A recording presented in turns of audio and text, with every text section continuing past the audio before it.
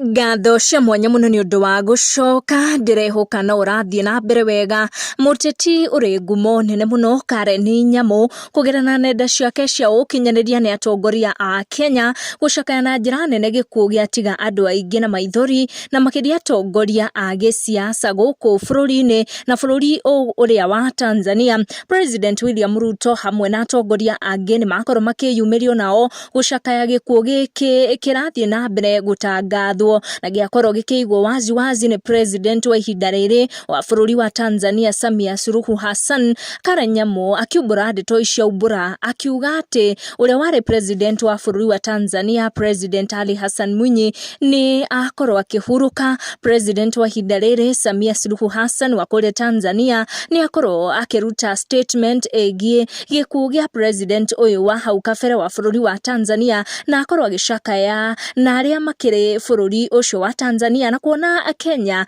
ni umwe wa mabũrũri ma East Africa Community no akorwo ugicakayo naguo na njira nene no kinyita guoko bururi uyu wa Tanzania ihinda riri iritu ria gucakaya president uyu wao uria wakorirwo agitongoria Tanzania kuma mwaka wa 1985 nginya mwaka wa 1995 na gutinakorwo ukiumburanyo makiria kiria giagikorwo gigituma huruke na hurukare no kurwa wa miaka 98. Atongoria Kenya ni mathiete na mbere na kuruta ndumiriri ciao cia macakaya kugerera nenda cia ukinyaniria makiri mutambo wa X magicakaya na bururi uyu wa Tanzania. Karen Nyamu agithie na mbere na kumburania ati ni akoretwo na akiagicakaya ikuo cia andu mari hakuhi nake kuona ni arakorirwo agite andu mari hakuhi na security